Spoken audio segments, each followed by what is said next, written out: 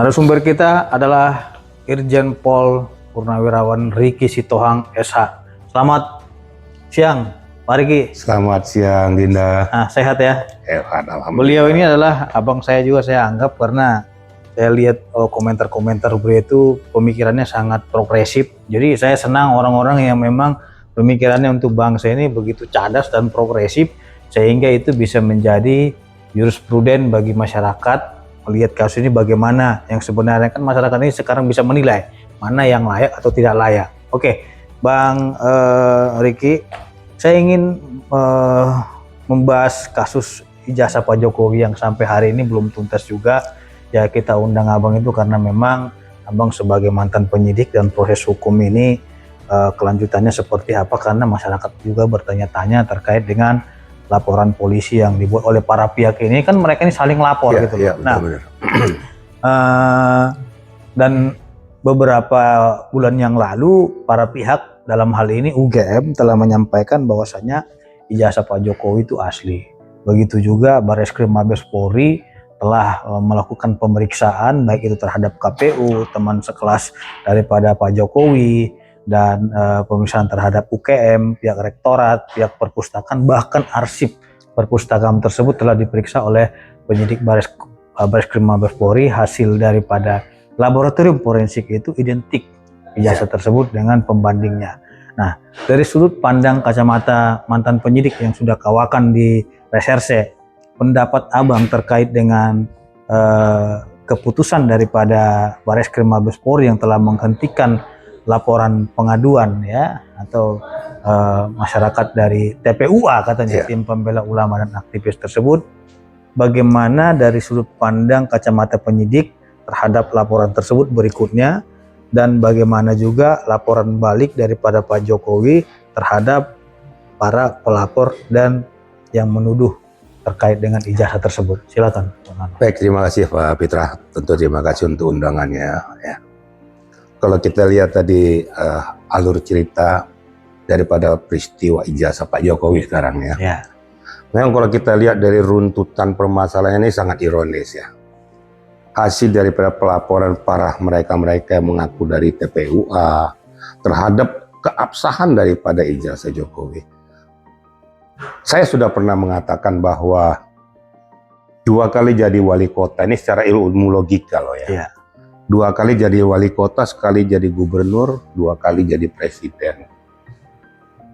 Coba dibayangkan secara ilmu logika.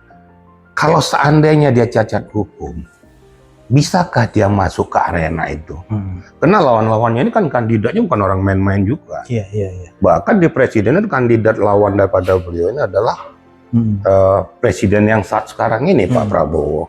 Nggak mungkin dari pihak tim sukses Pak Prabowo itu tidak meneliti, menelaah. Ternyata dia lolos butuh, kan gitu. Kemudian masuk dalam kontestan dan jadi presiden sampai 2 kali. Memang sangat ironis sekali ya. Pada saat beliau sudah turun dari posisi sebagai presiden, muncullah polemik-polemik ini. Yang sangat saya sayangkan, selalu mempublikasikan hal-hal yang bukan membuat pembangunan daripada pola pikir ataupun intelektualitas daripada seorang ilmuwan. Nah, seharusnya mereka berpikir, tadi dikatakan tadi oleh Pak Pitra bahwa dari UGM sendiri sudah merilis, mempublikasikan. Kemudian dari Bareskrim sudah menyatakan melalui laboratorium forensik. Nah sekarang kalau sudah begini, apalagi yang mau mereka harapkan? Nah, kalau seandainya sudah tidak percaya lagi dengan hukum Indonesia, mau jadi apa lagi? Nah, menurut hemat saya, dengan peristiwa-peristiwa yang sangat krusial ini, harus diberikan betul-betul edukasi hukum kepada masyarakat, dan segera saja dituntaskan. Jadi jangan lagi berlarut-larut seperti kayak gini. Kalau memang pihak Polda sudah menerima laporan, itu ditingkatkan saja lidik jadi sidik. Nah, sekarang kalau diambil pembuktiannya kan sudah jelas, ya.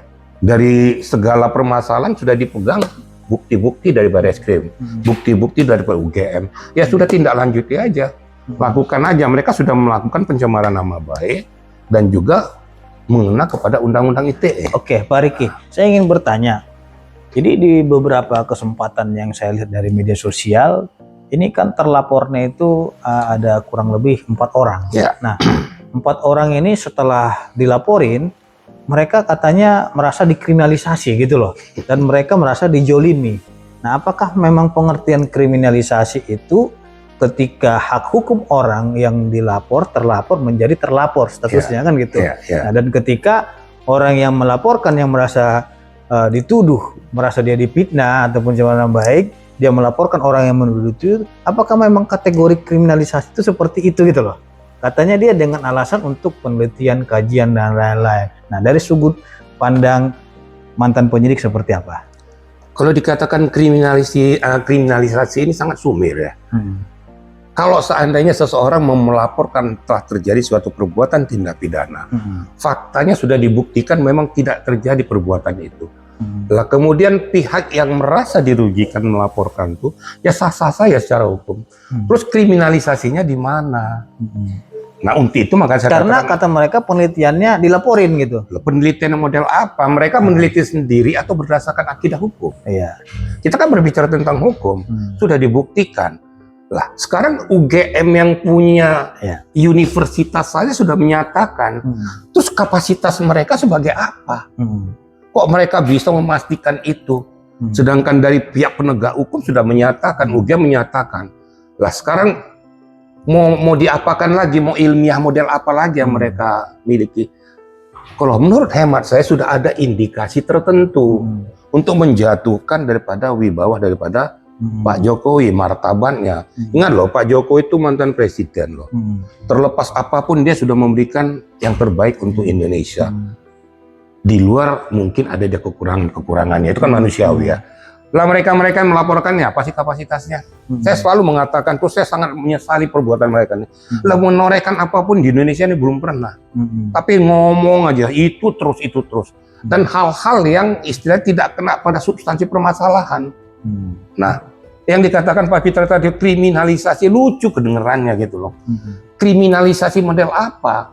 Makanya untuk membuktikan ini ya kita bermohon pada pihak penegak hukum segera saja tunjukkan bahwa mereka bukan dikriminalisasi, tapi hukum ditegakkan, justru membuat masyarakat mengerti dan memahami bahwa oh memang sebenarnya proses hukum seperti ini, dan mereka sebenarnya bukan untuk memberikan pengembangan edukasi masyarakat, tapi membuat carut marut gitu loh. Menjadi persoalan kan begini, di dalam suatu tindak pidana kan dan perbuatan keterangan-keterangan yang kita katakanlah adalah salah satu yang menuduh ini menyampaikan, tunjukin aja Pak ijazahnya, tunjukin gitu kan. Apakah di dalam pidana itu terduga itu yang harus membuktikan atau memang yang menuduh yang membuktikan? Karena mereka ini bilang mahasiswa juga kan pengen lihat kan ijazah dari Pak Jokowi itu seperti apa gitu kan, tapi sudah menuduh gitu loh kan.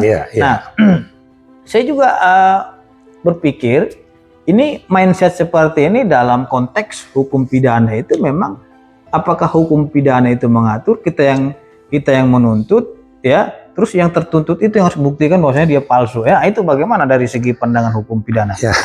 Ini sangat lucu gitu ya. Saya lucu kan kalau seseorang pengen tahu, dia mendalilkan. Berarti dia harus membuktikan dalilnya ini. Terus apa kewajiban daripada Pak Jokowi untuk menunjukkan ijazahnya kepada orang yang tidak punya kapasitas? Dia kan tidak punya kapasitas, sudah kita tunjukkan. Alasan dia untuk masyarakat rakyat katanya. Untuk apa? Dan rakyat banyak. Apa kaitan hukumnya? Kalau gitu nanti saya punya sesuatu, saya harus tunjukkan untuk menunjukkan keasliannya. Lah hakmu apa? Kapasitasmu apa? Kan nggak ada relevansinya. Ini menurut hemat saya sudah mencari-cari. Jadi katanya seorang ilmuwan tapi nggak ngerti ilmu, nggak bisa menerapkan ilmu itu dengan baik. Lah masalah akidah hukum aja nggak paham.